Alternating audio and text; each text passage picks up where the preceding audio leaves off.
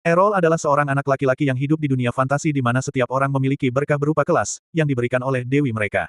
Kelas ini menentukan apa yang akan mereka jadikan ketika dewasa, dan diungkapkan kepada mereka ketika menginjak usia 10 tahun. Hari ini adalah hari besar Errol karena ia baru saja berusia 10 tahun dan akan ditetapkan kelas barunya.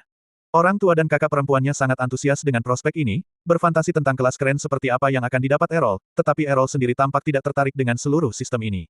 Setelah sarapan, mereka semua cepat-cepat menuju gereja di mana seorang pendeta berdiri di dekat altar, menyentuh anak laki-laki di bawah umur, yang merupakan hal universal di setiap dunia, kurasa. Dia mulai memberitahu setiap anak apa yang akan menjadi kelas mereka, ada yang menjadi pandai besi, dan ada yang menjadi koki. Kakak perempuan Errol memberitahunya bahwa kelas juga dipengaruhi oleh kelas orang tua, jadi dia mungkin akan mendapatkan sesuatu yang sangat keren.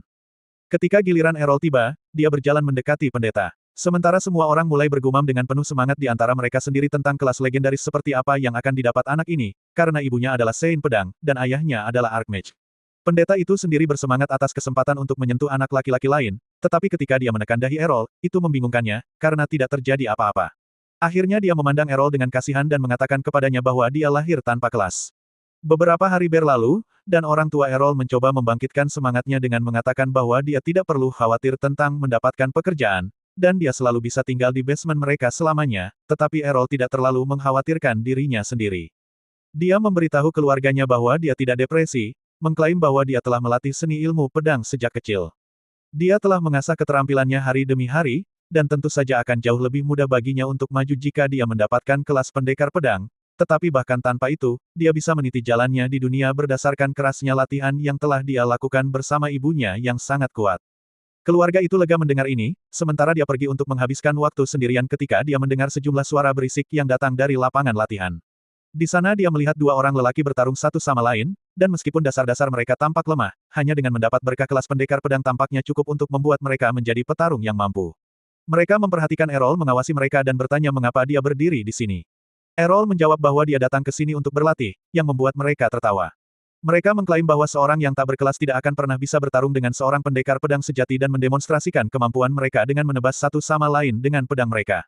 Namun, Errol tidak terkesan dan bertanya apakah mereka ingin bertarung dengannya. Anak-anak itu mengira Errol pasti bercanda, tetapi setuju untuk pertandingan. Sebelum pertandingan dimulai, anak itu bertanya kepada Errol apakah setidaknya dia memiliki perlindungan ilahi. Tidak seperti kelas, setiap orang lahir dengan perlindungan ilahi sejak lahir, yang seperti penghalang yang melindungi mereka dari bahaya, tetapi itu bisa habis atau dihancurkan oleh seseorang yang jauh lebih kuat dari mereka. Errol mengangguk bahwa dia memiliki perlindungan yang berarti bahwa anak laki-laki itu sekarang bisa mengerahkan semua kemampuannya tanpa takut membunuhnya. Namun, Errol memberitahunya bahwa dia tidak perlu perlindungan ilahi untuk mengalahkan anak-anak seperti dia, yang membuat anak laki-laki itu marah dan berlari ke arah Errol dan mengayunkan pedangnya dengan keras. Errol dengan mudah menangkis serangan itu, yang mengejutkan si bocah yang mulai mengayunkan pedangnya secara liar ke arahnya, tetapi Errol berhasil menahan dan membelokkan setiap serangan yang dilancarkan kepadanya. Anak laki-laki itu mulai putus asa dan temannya melompat dari belakang untuk menjatuhkan Errol, tetapi Errol terlalu cepat dan melompat keluar dari jalan tepat waktu. Dia menyadari bahwa dibandingkan dengan ibunya, anak-anak ini bukan apa-apa di hadapannya, jadi 2 lawan 1 mungkin akan menjadi pertandingan yang lebih baik. Dengan itu, dia bergegas menuju mereka dan melumpuhkan salah satu anak laki-laki itu dengan pukulan gagang pedang ke dagu, sementara anak laki-laki lainnya kehilangan keseimbangan setelah tersandung temannya dan terjatuh. Mereka berdua mulai menangis tentang ketidakadilan seperti pecundang yang cengeng, ketika tiba-tiba seorang anak laki-laki berambut merah memasuki ring dan menyuruh kedua orang bodoh itu menutup mulut mereka seolah-olah ini adalah medan perang. Mereka pasti sudah mati sekarang. Errol tidak mengenalinya, tetapi anak laki-laki berambut merah itu tampaknya mengenalnya karena dia berjalan langsung ke arahnya dan menantangnya untuk berduel.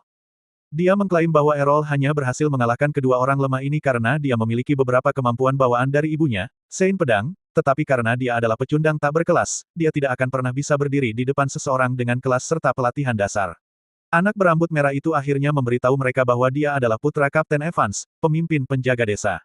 Errol teringat sang kapten ketika dia datang kepada ibunya untuk meminta bantuan, tetapi anak laki-laki itu tidak terlihat mirip sama sekali dengan pria kasar yang dilihatnya.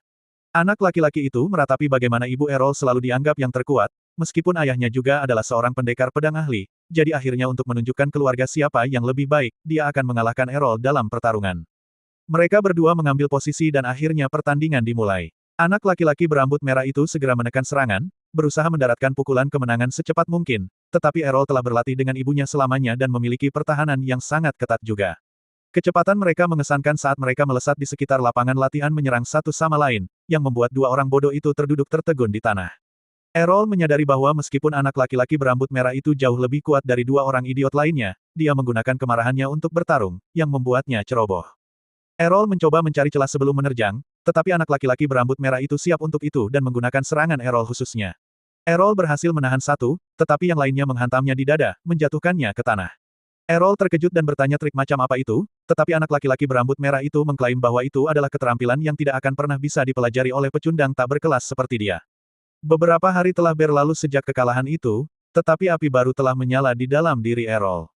Dia pergi ke dalam hutan dengan pedangnya dan mulai berlatih sendiri pada target latihan, dan setelah banyak percobaan, dia akhirnya berhasil mereplikasi tebasan ganda yang mengalahkannya sebelumnya. Sebelum dia bisa merayakannya, seekor goblin menyergapnya dengan melompat keluar dari semak-semak, tetapi itu bukan tandingannya karena Errol berbalik, mengeluarkan teknik tebasan gandanya, yang segera menjatuhkan goblin itu ke tanah. Dia merasa bersemangat dengan teknik barunya yang baru dipelajari ketika tiba-tiba sebuah raungan keras muncul dari kedalaman hutan yang mengguncang Errol hingga ke intinya. Dia segera memutuskan untuk berlari kembali ke desa dan memperingatkan para penjaga, tetapi dia mendengar teriakan seorang anak laki-laki juga, yang menghentikannya di jalurnya. Dia menyadari bahwa anak laki-laki itu mungkin dalam kesulitan, dan akan terlambat sampai penjaga tiba jadi dia memutuskan untuk pergi ke hutan sendiri. Dia berjalan dengan diam-diam sebentar ketika akhirnya dia melihat seorang anak laki-laki yang terluka yang ternyata adalah orang yang sama dengan pria berambut merah yang mengalahkannya dalam latihan. Anak laki-laki itu tampak babak belur saat dia berdarah di sekujur tubuhnya, mengangkat pedangnya ke arah musuhnya yang ternyata adalah hobgoblin raksasa. Errol belum pernah melihatnya dalam kehidupan nyata, karena mereka tidak pernah mendekati desa. Dia bertanya-tanya apakah dia harus lari meminta bantuan, karena dia tidak tahu apakah dia cukup kuat untuk mengalahkan monster itu, tetapi dia menyadari bahwa anak laki-laki berambut merah itu pasti akan mati jika dia pergi. Errol akhirnya membulatkan tekadnya dan menyelinap di belakang hobgoblin, dan tepat sebelum monster itu menyelesaikan anak laki-laki berambut merah. Errol mengeluarkan serangan ganda yang kuat yang menebas melalui goblin, membunuhnya seketika. Anak laki-laki itu terkejut melihat hobgoblin mati di lantai, tetapi lebih dari itu, dia terkejut dengan fakta bahwa Errol berhasil menggunakan serangan yang hanya dia pelajari setelah bertahun-tahun latihan dan dorongan dari kelasnya. Errol memberi anak itu air suci untuk pemulihan dan segera setelahnya. Anak itu bertanya kepada Errol bagaimana dia melakukannya, dan Errol menjawab bahwa serangannya tidak ada hubungannya dengan memiliki kelas, karena siapapun dengan cukup keterampilan, kecepatan, dan kekuatan dapat mereplikasinya. Dia menjelaskan bahwa setelah kalah dari tebasan gandanya sebelumnya, Errol menganalisisnya dengan cermat dan berlatih lagi dan lagi untuk memahami dasar-dasarnya, sehingga sekarang dia dapat memodulasi serangan itu sesuka hati. Anak laki-laki itu masih tidak yakin dan menantang Errol untuk pertandingan, yang dengan senang hati diterima. Mereka berdua berdiri di depan satu sama lain dan menggunakan kemampuan mereka pada saat yang sama. Yang mengejutkan anak laki-laki itu, tidak hanya Errol berhasil menahan tebasannya, tetapi dia juga menambah tebasan ketiga yang menghantam anak laki-laki itu dan menjatuhkannya ke lantai. Putra kapten itu marah, tetapi Errol menjelaskan bahwa dia tidak terikat oleh keterampilan apapun yang memiliki batasan, jadi satu-satunya batasannya adalah kekuatan dan keterampilannya, yang berarti dia dapat menambahkan banyak tebasan yang dia inginkan jika dia cukup baik. Anak laki-laki itu kembali berdiri dan terlibat dalam pertempuran cepat lainnya, tetapi kali ini lagi dia terkena tebasan ketiga yang lebih kuat dari sebelumnya. Dia terhempas ke tanah sekali lagi saat Errol mengklaim kemenangan dan pergi. 5 tahun penuh berlalu sejak hari itu dan Errol akhirnya memutuskan untuk pergi dalam perjalanan ke Brestia, kerajaan yang dikenal dengan ilmu pedangnya. Baik ibunya maupun Kapten Evans mendapatkan pelatihan mereka dari Brestia, dan Errol ingin menjadi yang terbaik dari yang terbaik seperti mereka. Dalam perjalanannya, dia ditemani oleh beberapa orang asing, 2 di antaranya adalah pendekar pedang tingkat tinggi. Pria itu memiliki kelas barbar, sedangkan wanita itu dikenal dengan kelas pedang gandanya. Mereka berdua ingin mengasah keterampilan mereka di Brestia juga, tetapi mereka tampaknya tidak bisa rukun dan selalu bertengkar. Sais kereta menyuruh mereka untuk tenang karena mereka semua akan pergi ke lokasi yang sama, tetapi pria itu terlalu misoginis dan ingin mengirim wanita itu kembali ke dapur. Sebelum mereka bisa berdebat lebih lanjut, Sais kereta berteriak kepada mereka untuk bersiap dengan pedang mereka karena mereka mendapat masalah. Errol dengan tenang melihat ke atas dan melihat sekumpulan orc bersama pemimpin besar mereka yang menghalangi jalan mereka, tanpa niat untuk membiarkan mereka pergi dengan selamat. 2 anak di dalam kereta takut dan meminta pria barbar itu untuk menyelamatkan mereka, tetapi si barbar, sesuai dengan namanya, adalah orang brengsek dan pengecut, yang mengklaim bahwa dia tidak bersedia mempertaruhkan nyawanya untuk orang lain dan melompat dari kereta sebelum melarikan diri. Wanita itu mengikutinya, mengklaim bahwa setiap orang harus mengurus diri sendiri di dunia ini.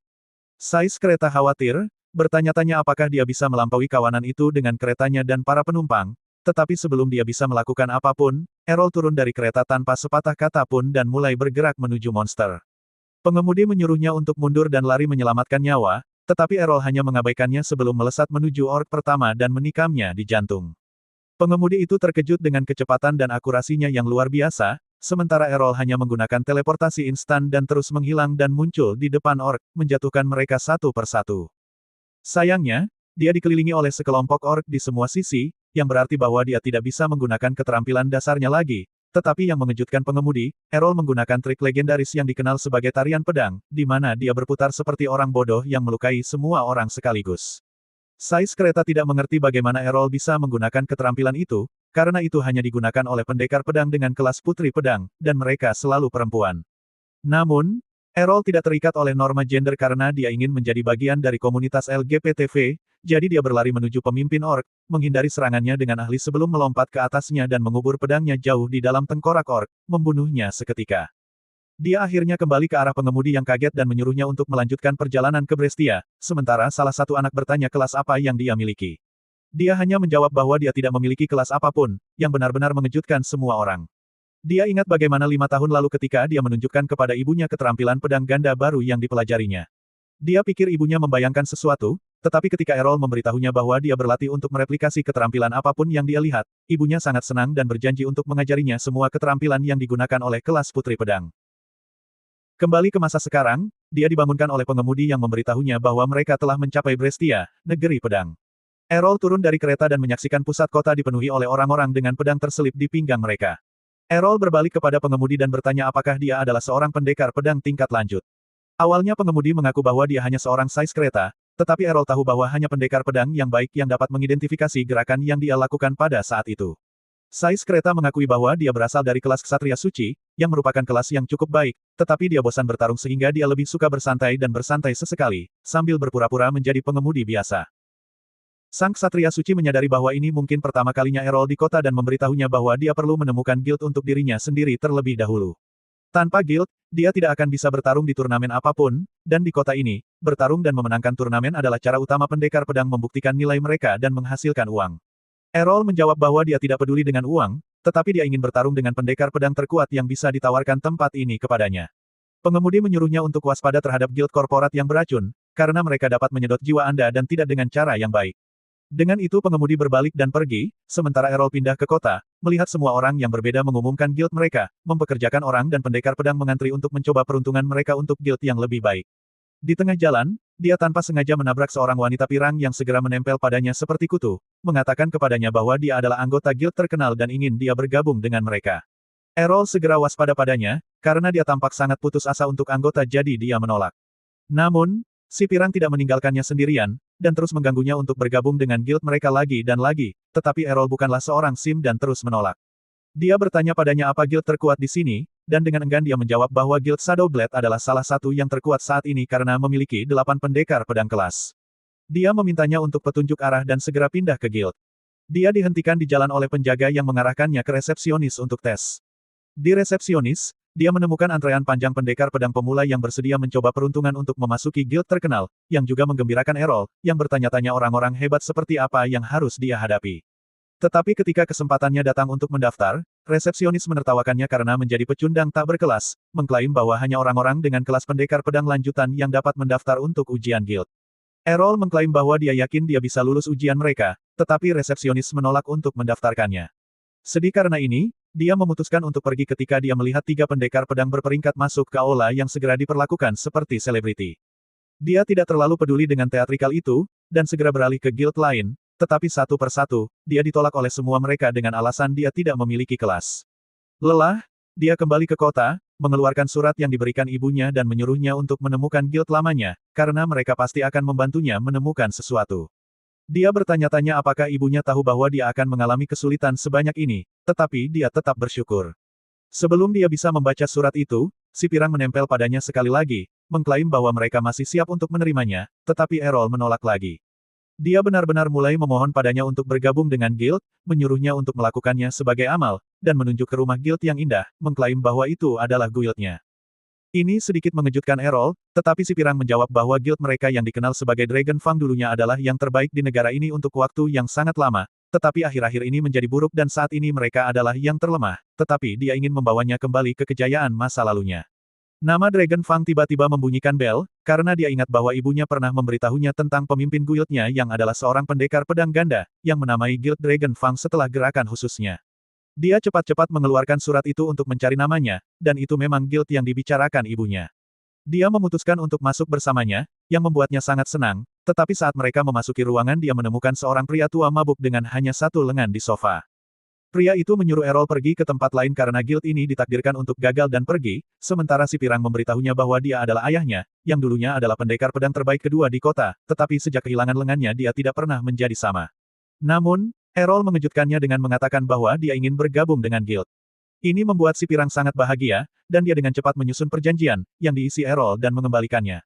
Dia membacanya sebelum bertanya mengapa dia meninggalkan kolom kelas kosong. Saat itulah Errol menjawab bahwa itu karena dia tidak memiliki kelas. Si pirang menjadi marah dan mengeluarkan pedang, mengklaim bahwa dia pikir dia mungkin adalah pendekar pedang kelas lanjutan karena dia bertindak sangat sulit didapat, tetapi sebelum dia bisa mengatakan lebih banyak, pintu terbuka dan seorang kecantikan berambut merah bernama Rai memasuki ruangan. Si pirang segera berlari ke arahnya, menangis bahwa orang tak berkelas ini menipunya untuk bergabung dengan guild. Ini langsung menarik perhatian Rai, dan dia melihat ke arah Errol, mengklaim bahwa dia tidak pernah berpikir akan melihatnya di sini. Errol bingung dan bertanya bagaimana dia mengenalnya, dan Rai tampak terkejut, mengklaim bahwa mereka berasal dari desa yang sama dan berlatih bersama. Itu masih tidak membunyikan bel, tetapi akhirnya dia menyadari bahwa anak laki-laki berambut merah yang dia lawan berkali-kali sebelumnya sebenarnya bukan laki-laki, tetapi perempuan. Si pirang juga tahu tentang cerita itu, dan bertanya kepada Rai apakah ini adalah pria tak berkelas yang mengalahkannya ketika dia masih muda, karena dia selalu berpikir bahwa cerita itu adalah mitos. Namun, Rai masih terpaku pada kekalahan itu dan segera menantang Errol untuk pertandingan. Pertarungan dimulai dan Rai segera menggunakan serangan tebasan ganda, yang menurut Errol bisa dia lawan, tetapi yang mengejutkannya, tebasan Rai menerobos miliknya dan menghantamnya tepat di dada. Ini membingungkannya, tetapi Rai mengungkapkan bahwa dia memiliki kelas pendekar pedang kekuatan, itulah sebabnya dia dapat menggunakan pedang yang 5 kali lebih berat dari pedang normal, yang berarti bahwa dia memiliki 5 kali kekuatan dalam setiap tebasan pedang. Errol terkesan dengan fakta bahwa dia masih mempertahankan kecepatannya bahkan setelah menggunakan pedang yang lebih berat, tetapi kecepatan itu bukan apa-apa di depan kecepatannya sendiri. Kali berikutnya dia menyerang, dia membuat bayangan setelah dirinya sendiri, yang mengalihkan perhatian Rai sementara dia muncul di belakangnya dan memukulnya di punggung. Rai bingung dan mencoba lagi, tetapi hasilnya sama. Dia tidak percaya bahwa Errol menggunakan teknik yang hanya digunakan oleh pendekar pedang tingkat lanjut, sementara Errol menyadari bahwa dia terlalu tangguh untuk ditaklukkan dengan serangan normalnya. Rai juga tahu ini dan mencoba mengakhiri pertarungan dengan pukulan beratnya, tetapi Errol menggunakan counter tanda tangan ibunya, yang membuat Rai berlutut dan pertarungan selesai begitu saja. Dengan itu, sikap si pirang berubah sepenuhnya dan dia sekali lagi menyambutnya ke guild mereka dan memberitahunya bahwa guild mereka sedang dalam hutang yang parah.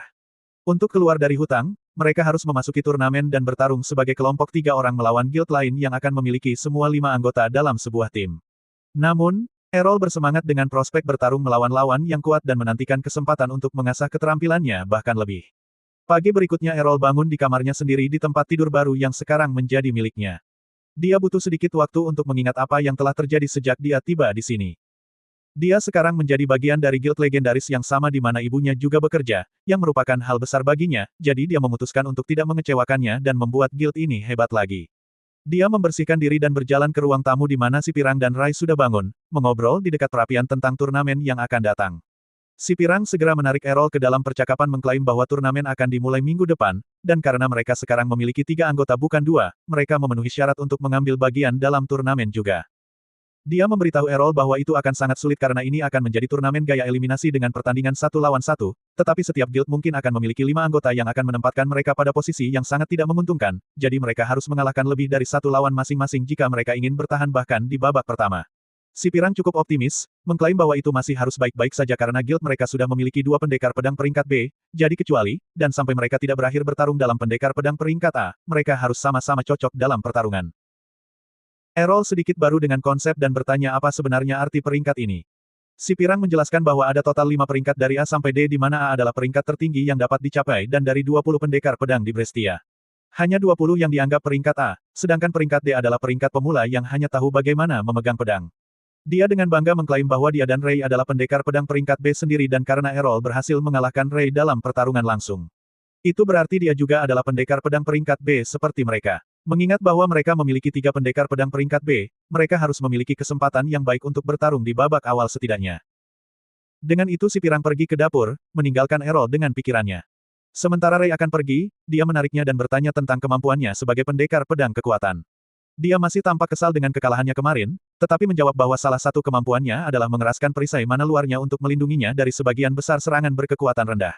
Errol memikirkannya sejenak, bertanya-tanya bagaimana tepatnya dia bisa mempelajari teknik yang berharga seperti itu ketika tiba-tiba dia muncul dengan sebuah ide. Dia menyuruh Ray untuk memukulnya dengan pedangnya masih tersarung. Ray mengatakan kepadanya bahwa dia tidak tertarik, tetapi Errol menggenggam tangannya, memohon padanya untuk melakukannya. Tapi Ray tampaknya mendapatkan ide yang salah. Berpikir bahwa Errol berada dalam beberapa fetis, tetapi dia tidak sepenuhnya menentang ide itu dan mengatakan kepadanya bahwa mungkin mereka harus mulai dengan sesuatu yang lebih normal. Errol tidak menghormati si pirang di depannya, menyadari bahwa mereka berdua memikirkan hal yang berbeda dan membersihkannya bahwa dia ingin dia memukulnya sehingga dia dapat belajar bagaimana menggunakan keterampilan untuk mengeraskan perisai perlindungan mananya yang akan paling efektif ketika bertarung melawan beberapa penyerang karena Anda lebih mungkin untuk dipukul dalam situasi seperti itu. Dia terkejut dengan ini dan bertanya apakah dia sudah gila, karena keterampilan hanya diberikan oleh anugerah ilahi dari Dewi dan adalah sesuatu yang tidak dapat dipelajari. Tapi Errol adalah seorang ateis sekarang dan menyuruhnya untuk menutup mulutnya karena dia sudah mempelajari keterampilan seperti tebasan bilah ganda dan teleportasi instan. Ini membuat Ray diam yang menyerah dan memutuskan untuk mencobanya sekali. Mereka pergi ke lapangan latihan di mana dia menyerahkan pedangnya, memperingatkan bahwa pedangnya 5 kali lebih berat dari pedang normal. Dan tanpa keterampilan kekuatan kasar, Errol tidak akan pernah bisa mengayunkannya. Tapi Errol sekali lagi membuat si feminis diam dengan mengambil pedangnya, menghunusnya dan mengayunkannya dengan keanggunan dan kemudahan yang mengejutkan. Ray sekali lagi terdiam bertanya bagaimana dia bisa melakukan semua ini sementara tak berkelas dan tanpa keterampilan apapun. Errol menjawab bahwa apapun yang telah dia pelajari melalui dedikasi dan latihan sehari-hari. Dia bersumpah untuk mencocokkan bakat mereka dengan kerja keras dan usaha murni.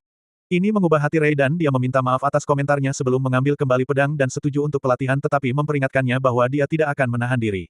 Errol setuju dan mencoba menggoda tetapi momen itu telah berlalu dan si pirang menamparnya di wajah dengan pedang tersarungnya. Beberapa saat kemudian si pirang berlari ke lapangan latihan, terengah-engah dan stres dan memberitahu Errol dan Ray bahwa dia baru saja menemukan guild mana yang mereka hadapi dan itu bukan kabar baik. Dia memberitahu mereka bahwa kelompok yang mereka hadapi tidak lain adalah anggota guild teratas Blackblade yang memiliki lebih dari 8 pendekar pedang peringkat A yang dipimpin oleh pemimpin mereka Gio yang dikenal sebagai galak seperti ular tedung tetapi si pirang tidak memiliki rencana untuk mundur juga dan dengan pidato berapi-api memberitahu mereka bahwa mereka akan melakukan yang terbaik untuk mengalahkan kandidat mereka. Dia kemudian melihat ke bawah pada Errol yang tergeletak di tanah setelah dipukuli oleh Ray selama sesi latihan. Si pirang bertanya apakah Errol mati tetapi Ray menjawab bahwa mereka hanya melakukan beberapa pelatihan khusus tetapi si pirang berpikir bahwa Ray hanya mengeluarkan stresnya pada orang baru. Errol akhirnya bangun mengklaim bahwa dia lapar setelah dipukuli begitu banyak dan menginginkan beberapa makanan. Seminggu berlalu selama pelatihan dan akhirnya hari kompetisi tiba. Orang-orang dari seluruh negeri berkumpul di Kolosem mendiskusikan pertandingan sementara Errol benar-benar terkesima dengan betapa besarnya tempat itu sebenarnya. Si pirang mendengar orang-orang mengklaim bahwa Dragon Fangs hancur dan terbakar yang membakar amarahnya tetapi Ray berhasil menghentikannya. Errol menyadari bahwa orang-orang juga berjudi di sini memasang uang pada tim mana yang akan menang dan si pirang memberitahunya bahwa saat ini peluang dalam pertarungan mereka adalah 20-1. Errol mengklaim bahwa itu cukup mengesankan tetapi si pirang berteriak padanya untuk diam karena itu berarti tidak ada satupun di seluruh kota yang percaya bahwa mereka bisa menang melawan Guild Blackblade. Tapi ini juga bisa menjadi berkah terselubung karena jika mereka berhasil menang mereka bisa pergi dengan banyak uang dari satu pertandingan. Ray mencoba menenangkannya tetapi dia terlalu jauh saat dengan api menyala di matanya. Errol mengklaim bahwa mereka harus memenangkan pertandingan ini tidak peduli apa karena jika mereka kalah tidak akan ada guild lagi dan untuk memastikan bahwa mereka menjadi sangat kaya setelah pertandingan mereka. Dia telah mengambil sendiri dengan menjadikan rumah guild sebagai jaminan jadi jika mereka menang hidup mereka akan diubah selamanya dan tidak ada yang akan membicarakan mereka sebagai guild menyebalkan yang dulu baik. Ray bertanya bagaimana jika mereka kalah dan si pirang menjawab bahwa itu bahkan tidak masalah karena jika mereka kalah mereka akan kehilangan segalanya. Tiba-tiba dia dipanggil oleh seorang pria yang ternyata tidak lain adalah Gio pemimpin Guild Blackblade yang mulai meremehkan si pirang dan menjelaskan bahwa dialah yang menarik beberapa string untuk membuat pertandingan pertama antara guild mereka. Ini akan menjadi pertarungan mudah bagi mereka yang pasti akan mereka menangkan dan di samping itu mereka dapat sepenuhnya mengurangi bara terakhir dari guild yang dulu menjadi yang terbaik. Dia menyuruhnya untuk tidak khawatir karena jika dia berhasil menang itu berarti dia memiliki guild terbaik tetapi itu hanya akan terjadi jika dia berhasil mengalahkan pendekar pedang peringkat A mereka tetapi dengan seorang pecundang tak berkelas dalam tim mereka itu tidak terlihat mungkin. Dengan itu dia menertawakan kecerdikannya sendiri dan mengucapkan selamat beruntung sebelum pergi. Segera mereka memasuki arena di mana Errol menyadari bahwa Gio sendiri tampaknya tidak bertarung dan bertanya-tanya apakah itu meningkatkan peluang mereka untuk menang tetapi Ray memberitahunya bahwa seluruh tim mereka adalah peringkat A jadi tidak masalah plus susunan pemain mereka saat ini tampaknya lebih agresif dari biasanya.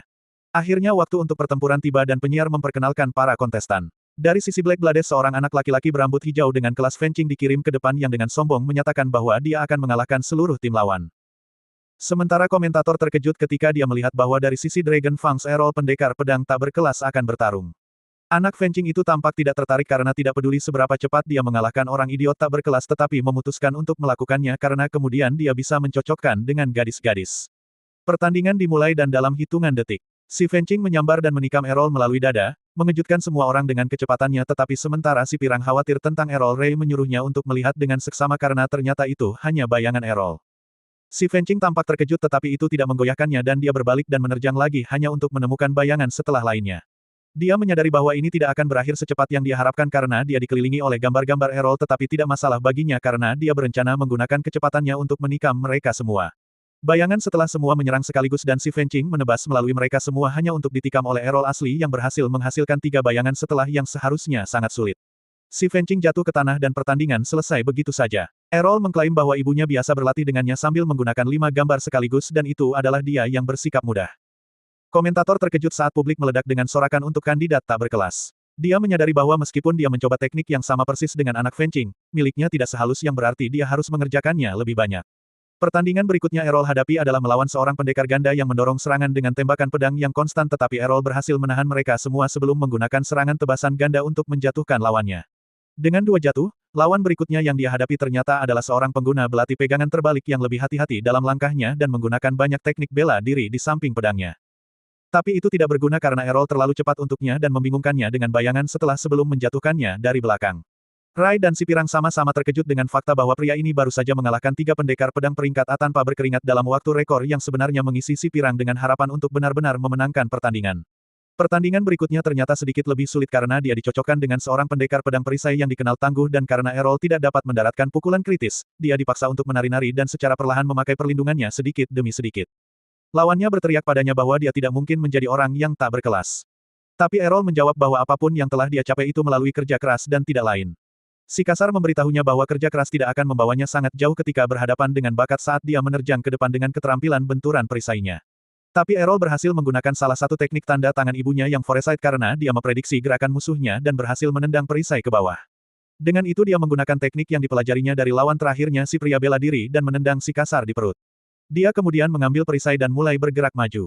Si kasar menjadi marah dan mencoba menyerang. Tapi Errol berhasil menangkis sebelum menyambar maju dan menggunakan benturan perisai yang sama untuk menghancurkan lawannya. Orang-orang mulai mengamuk dan memanggilnya pembohong yang tidak mengungkapkan peringkat dan kelasnya.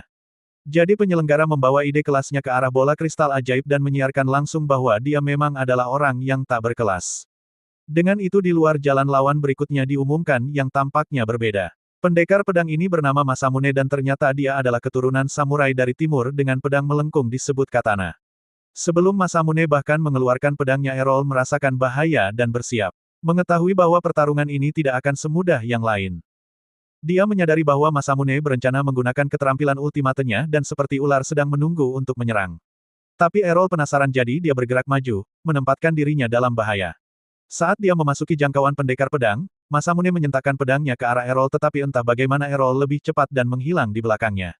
Masamune terkejut tetapi Errol memberitahunya bahwa dia benar-benar orang tercepat yang dia lihat di kota tetapi sayangnya baginya. Ibunya sendiri jauh lebih cepat jadi dia terbiasa. Dengan itu dia menggunakan keterampilan ultimate putri pedang, menikam musuhnya berkali-kali, mengalahkannya. Dengan itu semua orang terkejut menjadi diam karena anggota yang seharusnya paling lemah dari guild terlemah baru saja membersihkan sapuan anggota terkuat dari guild terkuat. Errol berjalan menuju Ray dan si pirang, merasa puas dengan fakta bahwa mereka seharusnya telah mendapatkan cukup uang untuk menjaga guild tetap berjalan. Malam itu ketika mereka kembali ke rumah guild, mereka segera mulai merayakan dengan minuman di mana-mana. Errol masih terkejut dengan fakta bahwa si pirang cukup tua untuk minum tetapi dia mengklaim bahwa dia adalah wanita dewasa. Bahkan jika dia terlihat sedikit kecil, dia masih tidak percaya bahwa Errol mengalahkan 5 pendekar pedang peringkat A dari guild terbaik di negara itu sendirian. Dia memutuskan bahwa dia harus mencoba untuk memikatnya karena dia adalah tiketnya untuk keluar dari kemiskinan dan ketidakjelasan. Dia mencoba meminta tangannya dalam pernikahan, mengklaim bahwa dia dapat memenuhi semua keinginannya. Tapi Errol adalah Sigma sejati dan menolaknya mentah-mentah, mengklaim bahwa dia akan lebih memilih seseorang seperti Ray. Ini segera membuat Ray tersipu saat dia bangkit dari tempat duduknya, berteriak pada Errol untuk berhenti mengatakan omong kosong seperti itu. Hanya karena dia ingin menolak si pirang, tapi Errol serius mempertimbangkannya. Dia bertanya mengapa dia akan berpikir bahwa dia mengolok-oloknya dan dia menjawab bahwa ketika mereka masih muda, dia memanggilnya pria selama pertarungan pedang. Dia mengklaim bahwa siapapun yang bertemu dengannya telah mengatakan bahwa dia tidak memiliki pesona kewanitaan, tetapi Errol dapat melihat dua pesona kewanitaan besar di sana di depannya dan mohon untuk berbeda. Si pirang menyadari bahwa Ray sama sekali tidak tahu apa kekuatan terbesarnya dan bagaimana tepatnya dia bisa menggunakannya sehingga dia tidak perlu khawatir tentangnya. Dengan itu, dia mulai menggosok kaki Errol, mengklaim bahwa dia pasti lelah dari semua pertarungan selama hari itu dan menyuruhnya untuk menemuinya di kamar tidur. Ray segera malu, menyuruh si pirang untuk berhenti mengatakan hal-hal aneh, tetapi si pirang tersenyum licik mengklaim bahwa dia hanya akan memberinya pijatan yang layak setelah hari yang melelahkan. Yang mengejutkannya, Errol menjawab bahwa dia lebih suka pijatan dari Ray.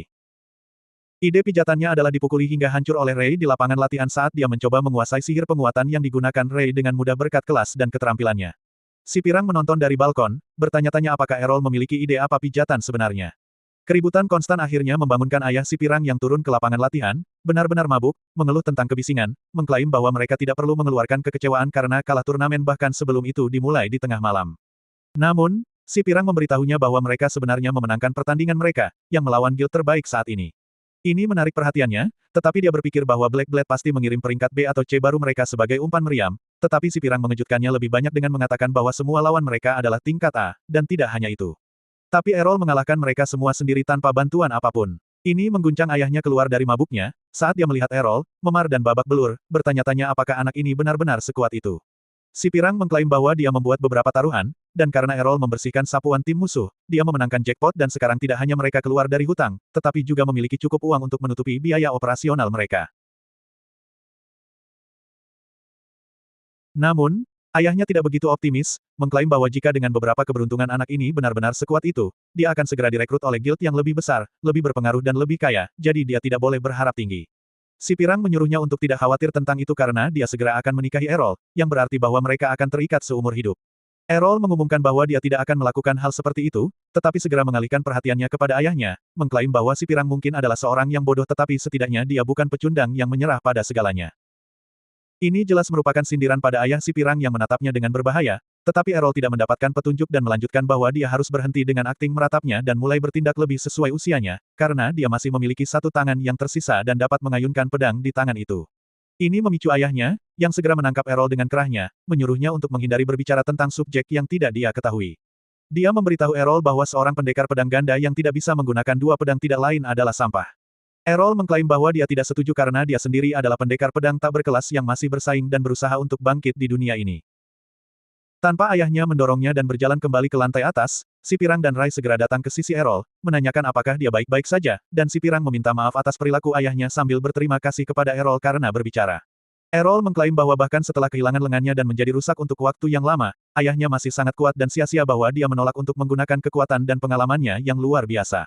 Dia berpikir untuk dirinya sendiri tentang semua keterampilan keren yang bisa dia pelajari dari seorang pendekar pedang ganda dan berjanji pada dirinya sendiri bahwa dia akan memotivasi ayah si pirang Rod untuk mengambil pedang sekali lagi. Si pirang mendengar tentang tawarannya untuk mempelajari keterampilan baru dan menyarankan agar dia mengambil beberapa Dungeon di dekat kota. Errol benar-benar tidak menyadari tentang Dungeon, jadi Rai memberitahunya bahwa Dungeon adalah gua bawah tanah di mana monster muncul dalam ratusan dan seluruh tempat penuh dengan jebakan, menjadikannya salah satu tempat terbaik untuk mempelajari keterampilan baru dan naik level dengan lebih banyak pengalaman pertempuran kehidupan nyata, yang akan membantu mereka selama Piala Dewa Pedang. Errol tidak tahu apa yang dia bicarakan, jadi dia menjelaskan bahwa kota setiap tahun menjadi tuan rumah turnamen di mana pendekar pedang terbaik di negara tersebut berpartisipasi untuk menunjukkan keterampilan mereka dan membuktikan bahwa mereka adalah pendekar pedang tunggal terbaik di negara itu. Si pirang segera mengeluarkan formulir dan menyuruh Errol untuk mengisinya jika dia ingin berpartisipasi, tetapi untuk horor Rai, dia merobeknya tepat di depan mereka. Rai bingung dan bertanya apakah dia tidak ingin berpartisipasi dalam kontes, tetapi Errol menjawab bahwa si pirang mencoba menipunya dan memberinya sertifikat pernikahan untuk ditandatangani. Si pirang tertawa, mengklaim bahwa dia hanya menguji air, tetapi Errol selesai menjadi anak baik dan menangkapnya dalam kuncian tengkung dari belakang untuk memberinya pelajaran. Pagi berikutnya Errol bangun untuk menemukan si pirang mencoba menyerangnya, tetapi dia menghindarinya dan mengikatnya ke tempat tidur sebelum pergi. Kemudian hari itu mereka semua pergi ke Dungeon bersama-sama, di mana si pirang menjelaskan bahwa setiap orang bisa berdiri di lingkaran teleportasi melalui mana mereka dapat berteleportasi ke tingkat Dungeon yang mereka inginkan, tetapi Anda hanya bisa pergi ke tingkat yang pernah Anda kunjungi sebelumnya. Si pirang mengklaim bahwa dia telah mencapai level 12. Sementara Rai telah mencapai 14, Errol segera memutuskan untuk pergi bersama Rai ke tingkat 14, tetapi si pirang mengklaim bahwa itu tidak bekerja seperti itu, dan dia perlu hadir secara fisik di tingkat untuk bisa pergi ke sana lagi. Itu mengecewakan karena Errol ingin bertarung dengan monster terkuat yang bisa dia temukan dari awal, tetapi si pirang menyuruhnya untuk tidak khawatir karena dia tahu rute yang sangat singkat yang akan membawa mereka ke lantai bawah dengan sangat cepat. Mereka setuju dengan rencana itu, tetapi si pirang mencoba membuat Errol sendirian, mengklaim bahwa Rai dapat melanjutkan lari level 14 karena Errol tidak akan membutuhkan dua pemandu, dan mulai menyeretnya pergi. Tapi Errol tidak mudah dimanipulasi dan meminta Rai untuk ikut dengan mereka. Mereka memasuki lantai pertama di mana mereka segera diserang oleh dua kesatria dalam baju besi. Errol mengeluarkan pedangnya dan mulai bentrok dengan salah satu dari mereka. Sementara Rai mengambil yang lain, dia terkejut untuk memperhatikan bahwa bahkan setelah memiliki baju besi berat, kesatria bergerak dengan kelincahan yang luar biasa, tetapi itu bukan sesuatu yang tidak bisa dia atasi, jadi dia menggunakan langkah dasarnya dan memenggal kepala kesatria. Rai menyadari bahwa seluruh baju besi itu kosong dan ditenagai oleh mana Dungeon itu sendiri.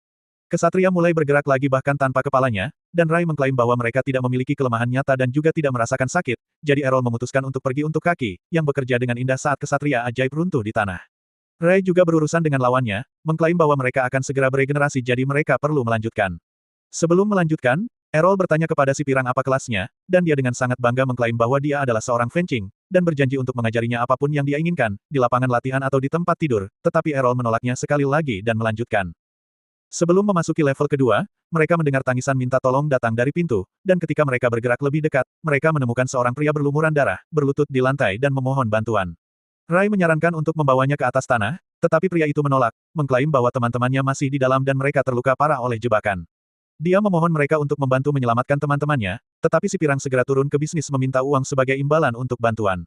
Yang mengejutkannya, pria itu bahkan membayarnya sejumlah uang dari uang yang dia menangkan dari judi, tetapi Errol merasakan sesuatu yang salah.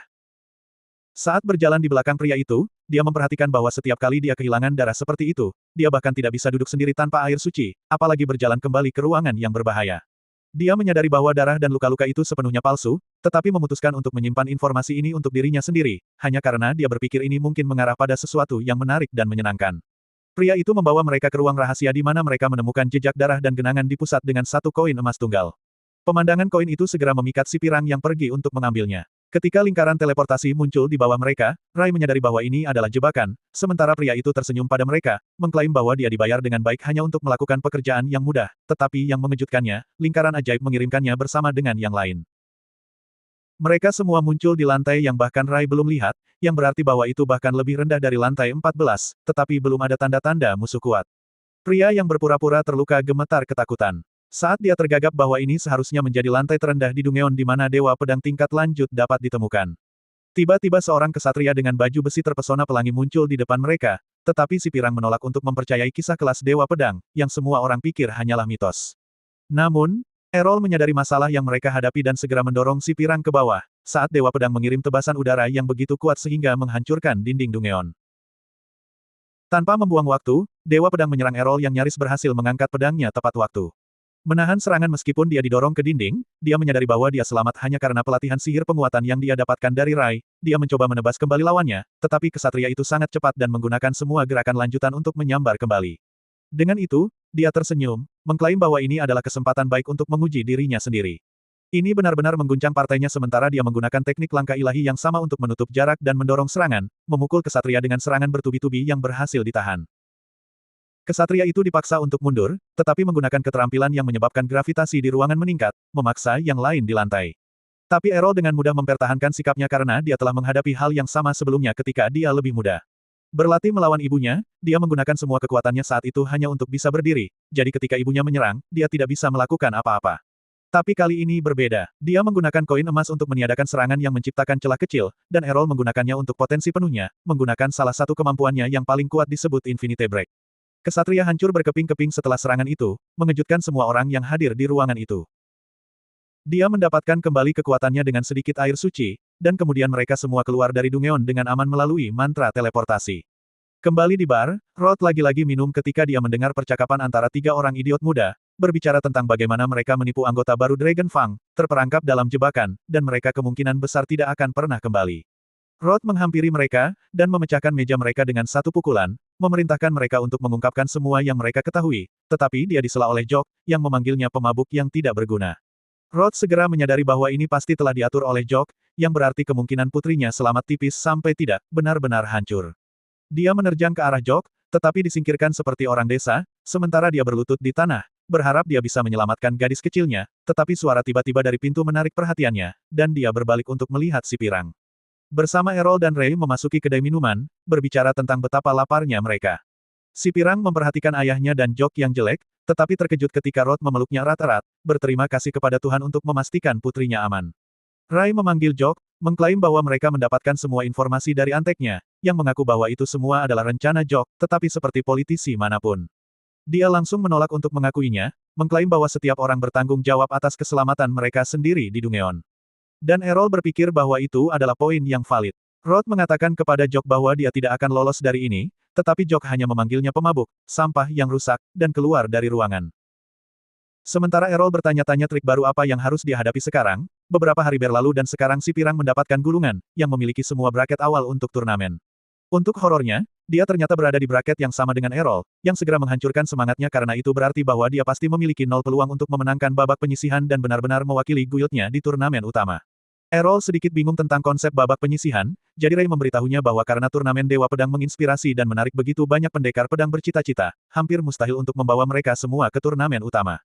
Jadi kota mengatur babak penyisihan dengan bracket berbeda berdasarkan gulungan dadu. Ini keberuntungan lengkap siapa yang menghadapi siapa di bracket, dan pemenang dari setiap bracket mendapatkan tiket langsung ke turnamen utama. Errol memeriksa gulungan, yang dibaca Ray dan memperhatikan bahwa dia berada di grup yang berbeda darinya. Tapi dia bukan orang baik untuk itu, karena dia tidak akan memiliki peluang mengukur diri dengan Errol. Dia mulai berdoa kepada dewa untuk membantunya membersihkan babak penyisihan tanpa banyak masalah. Sementara Errol mengolok-oloknya karena memiliki masalah ayah, si pirang menyela mereka, mengklaim bahwa mereka perlu kembali ke Dungeon untuk pelatihan. Tapi Errol terlalu bosan dengan Dungeon pada titik ini dan ingin pergi. Namun, si pirang mencoba bertingkah lucu, mengatakan kepadanya bahwa dia membutuhkan pria kuat untuk membelanya jika terjadi sesuatu. Dia menyadari betapa menyedihkannya si pirang dan berencana untuk mengajarinya 1-2 hal tentang menjadi mandiri. Tapi sebelum mereka bisa pergi, Rod muncul di ruangan, bertindak sedikit terlalu dramatis saat dia meraih putrinya, menyuruhnya untuk sangat aman karena mereka tidak pernah tahu kapan Jok akan memutuskan untuk menyerang lagi. Si pirang bisa melihat ketakutan di mata ayahnya, jadi dia dengan hikmat setuju untuk bermain aman sebelum berjalan keluar. Rod berbalik dan menemukan Errol diam-diam menilainya. Tapi Rod mengklaim bahwa dia masih punya waktu untuk menarik tindakannya dan menjadi ayah yang lebih protektif untuk putrinya. Namun, Errol hanya tersenyum, mengklaim bahwa tidak pernah terlambat untuk menjadi orang yang baik dan pergi. Beberapa minggu berlalu dan akhirnya hari babak penyisihan tiba. Pertandingan dimulai sementara penonton bersorak dari benteng saat para petarung bentrok satu sama lain dalam semburan percikan dan pukulan pedang. Perlahan tapi pasti grup mulai menipis saat orang-orang tersingkir dan bahkan si pirang kalah pertandingannya bahkan sebelum bertemu Errol. Dia merenung di sudut, sedih dengan hasilnya karena dia setidaknya berharap untuk mencapai final kali ini. Tapi Errol tidak peduli dengan perasaannya, mengklaim bahwa dia khawatir tanpa alasan tentang tidak memenangkan babak penyisihan karena mereka berada di bracket yang sama, karena dia akan kalah. Itu meninggalkan si pirang bahkan lebih sedih dari sebelumnya. Tapi dia menarik diri dan menyuruhnya untuk menjaga kewaspadaannya bahkan jika dia sangat kuat karena finalis lain dari grup mereka memiliki beberapa trik khusus. Namun, Errol tampaknya tidak terlalu terganggu dan menjawab bahwa dia telah melihat hampir semua trik dari pertarungannya di dalam Dungeon jadi dia ragu lawan ini akan mengejutkannya. Namun, si pirang tidak begitu yakin karena dia menjawab bahwa pendekar pedang berambut merah ini sebenarnya adalah pendekar pedang ajaib yang dapat menggunakan mantra ajaib mereka untuk memperkuat pedang mereka dengan mana dan kekuatan ekstra. Ini menarik karena Errol tidak akan mengharapkan kota untuk mengizinkan penggunaan sihir dalam turnamen berdasarkan menjadi pendekar pedang terbaik. Si pirang menjawab bahwa tidak masalah apa kelas Anda hanya perlu menjadi bagian dari guild untuk memasuki turnamen. Dengan itu penyiar memanggil Errol dan si pirang mengucapkan selamat beruntung. Dia berjalan ke arena dan berhadapan langsung dengan gadis berambut merah yang langsung memberitahunya bahwa dia adalah pendekar pedang ajaib dan itu adalah kelas yang diterima. Jadi dia tidak ingin mendengarnya dan mengeluh tentang bagaimana pertarungan itu tidak adil karena sihirnya. Errol langsung memberitahunya bahwa dia tidak keberatan dan petarung terbaik akan memenangkan pertandingan. Dengan itu penyiar memulai pertandingan dan segera gadis berambut merah mulai melemparkan bola api ke arahnya. Errol melakukan Matrix dan menghindari serangan satu persatu sambil membelokkan dan menebas melalui sisanya. Namun, gadis pedang ajaib tampaknya memiliki kolam mana yang tak ada habisnya saat dia melanjutkan serangannya. Tapi Errol menghindar dan menenun melalui serangan untuk mendekat dan personal. Dia segera mencoba untuk menjatuhkannya. Tapi gadis itu berhasil menahannya sambil menggunakan bola api lain untuk memaksanya mundur. Errol mulai merasakan keterampilannya dan berkomentar bahwa pasti cukup nyaman untuk bisa beralih dari serangan jarak dekat ke jarak jauh sesuka hati. Dia membanggakan betapa dia berbakat dan seorang pecundang tak berkelas seperti dia tidak akan pernah bisa mengalahkannya. Tapi Errol menjawab bahwa dia bukan master dari salah satu dari dua disiplin itu bahkan jika dia tahu dasar-dasar keduanya. Ini benar-benar membuatnya marah dan dia berjanji untuk membuatnya memakan kata-katanya saat dia menggunakan sihirnya untuk menanamkan api ke dalam bilahnya. Membuatnya menjadi pedang berapi, mengklaim bahwa hanya orang dengan kelas pendekar pedang ajaib sejati yang bisa menggunakan sesuatu seperti ini. Dengan itu dia mengayunkan pedangnya, menyebabkan api mengejar Errol yang dengan tenang menyingkir dan menebas terhadapnya. Tapi bahkan dia mengalami kesulitan memahami dari mana serangan berikutnya akan datang karena gerakannya yang tidak menentu. Dia mengakui bakatnya, mengklaim bahwa dia pasti telah berlatih cukup banyak. Tapi segera dia berdiri di satu tempat dan benar-benar mengajarinya seperti apa penguasaan sebenarnya saat dia mulai membelokkan serangan api tanpa bahkan menggerakkan 1 inci dari posisinya. Dia mengklaim bahwa bahkan jika ilmu pedang dasarnya lebih baik dari si pirang, dia bisa jauh lebih efektif dan merepotkan. Tapi pada level ini, dia hampir tidak lebih baik dari NPC. Ini sangat mempermalukan gadis itu dan saat dia kehilangan ketenangannya, Errol menggunakan kesempatan itu untuk mengirim tebasan ganda ke arahnya, yang benar-benar memadamkan apinya, mengejutkannya, sebelum dia bahkan bisa memahami apa yang baru saja terjadi. Dia menggunakan langkah kedipannya untuk muncul di belakangnya dan memukulnya di kepala dengan gagang pedangnya, membuatnya pingsan. Kerumunan meledak dengan sorakan saat juri mengumumkan Errol sebagai pemenang blok keempat. Tapi semua yang dia pikirkan adalah bagaimana menguasai dan menerapkan keterampilan yang baru saja dia lihat digunakan gadis ini. Beberapa hari berlalu setelah itu dan akhirnya hari turnamen final tiba. Si pirang kembali ke rumah guild untuk membangunkan ayahnya karena dia bersikeras dia untuk menonton turnamen bersamanya, sehingga mereka dapat menyemangati Errol dan Rai yang berdua memenangkan blok mereka dan berada di turnamen utama. Ayahnya bahkan tidak membuka matanya dan menyuruhnya pergi sendiri. Karena dia tidak benar-benar peduli tentang itu, si pirang mencoba memancing amarahnya, bertanya apakah dia takut dia akan melihat Jok di sana. Rod segera terpicu, mengatakan kepadanya bahwa dia tidak takut pada Jok.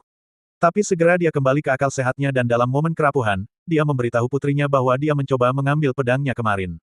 Dan dia menyadari bahwa dia sangat berkarat pada titik ini sehingga dia mungkin bahkan tidak memenangkan turnamen Dewa Pedang. Ini membuat si pirang sangat marah yang bahkan tidak bisa memenuhi syarat babak penyisihan apalagi bermimpi tentang memenangkan turnamen Dewa Pedang sementara menyebut dirinya berkarat. Dia memberitahunya bahwa dia harus berpikir tentang bagaimana dia masih bisa menandingi petarung di final untuk turnamen sementara pendekar pedang lain yang melatih seumur hidup mereka bahkan tidak bisa memenuhi syarat di pertandingan pertama. Akhirnya, Rod setuju untuk pergi dan dalam perjalanan ke stadion.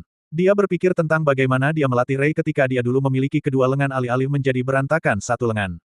Dia memikirkan momen-momen itu dengan hangat dan bertanya-tanya bagaimana Ray akan tampil karena dia adalah murid tertuanya pada titik ini dan dia sangat terhubung dengannya.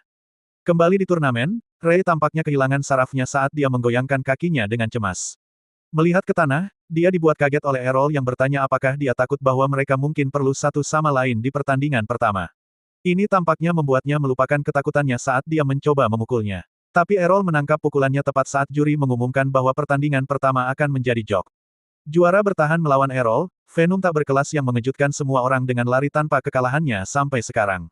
Dia bangun untuk pergi tapi Ray menggenggam tangannya, mengucapkan selamat beruntung. Dengan itu Errol pindah ke arena di mana si pirang memanggilnya, menyuruhnya untuk menendang pantat Jok dan merobeknya menjadi 64 bagian. Tapi saat Errol melihat Jok berjalan ke arena, dia segera menyadari bahwa ada sesuatu yang salah. Mata Jok telah berubah ungu, dia telah menumbuhkan taring dan tanduk. Terlihat seperti dia baru saja menjual jiwanya kepada iblis. Indera laba-laba Errol mulai bergetar saat dia menyadari bahwa pria ini bisa berbahaya. Tapi Rod segera menyadari apa yang terjadi. Dia memperhatikan pedang yang dipegang Jok dan memperingatkan Errol untuk mundur. Karena dia memegang pedang dengan iblis yang sangat kuat terperangkap di dalamnya, suara Jok tampak berbeda saat dia berbicara, mengklaim bahwa dia tidak berpikir ada orang yang akan mengenalinya. Si pirang bingung karena Jok harus tahu siapa Rod, tetapi Rod menjawab bahwa iblis itu sendiri tampaknya telah merasuki Jok pada titik ini. Yang berarti bahwa Jok tidak mengendalikan apapun. Rod mengklaim bahwa pedang itu seharusnya adalah pedang asli yang digunakan oleh Dewa Pedang yang mengalahkan Raja Iblis. Tapi sebelum mati, Iblis mengutuk pedang itu, karena itu seharusnya dikunci di gudang kerajaan. Iblis itu tersenyum, mengklaim bahwa dia disegel selama ratusan tahun. Tapi dia tetap sabar karena dia tahu bahwa suatu hari seseorang akan datang untuk membebaskannya dan mengklaim kekuatan untuk diri mereka sendiri, dan itulah yang terjadi dengan Jok. Dia mengumumkan kepada semua orang di stadion bahwa dia adalah iblis bernama Gilda, perusak umat manusia. Ini membawa bahkan Rai keluar, yang mengklaim bahwa dia selalu berpikir bahwa Gilda hanyalah mitos. Sebuah legenda untuk menakuti anak-anak, iblis yang menjadi cukup kuat untuk menghancurkan seluruh planet itu sendiri. Kekacauan dan ketakutan terjadi saat rakyat biasa mengenali namanya dan mulai berlari keluar dari stadion, menyebabkan stampede. Gilda, bagaimanapun, menikmati suara manusia menjerit untuk hidup mereka, dan tidak akan membiarkan mereka lari begitu mudah, jadi dia menciptakan lingkaran ajaib di bawahnya, menutupi seluruh stadion menjadi kubah energi ajaib, menangkap dan mengunci orang-orang di dalam. Dia menertawakan kengerian yang dia sebabkan, mengklaim bahwa jeritan manusia seperti musik di telinganya, dan dia akan menikmatinya sambil membantai mereka semua. Yang mengejutkannya, Errol tidak bergerak dari posisinya, dan pada kenyataannya telah mengeluarkan pedangnya. Gilda menyuruhnya untuk lari menyelamatkan nyawa. Namun, Errol tidak berhenti, dan terus menggunakan teknik itu, menyerang iblis dari beberapa posisi. Tapi iblis hanya tersenyum, mengklaim bahwa Errol lupa bahwa dia berada dalam tubuh Kaisar Pedang, yang berarti bahwa serangan Errol tidak menyebabkan banyak kerusakan padanya. Dengan itu iblis melompat dan memukul Errol di bahu, menghancurkannya ke tanah, berpikir bahwa anak laki-laki itu sudah selesai. Namun, dia terkejut ketika debu membersihkan saat Errol tampaknya telah menyerap serangan tanpa banyak kerusakan berkat pelatihannya dengan Rai. Ini mengguncang Gilda sedikit, yang masuk untuk serangan.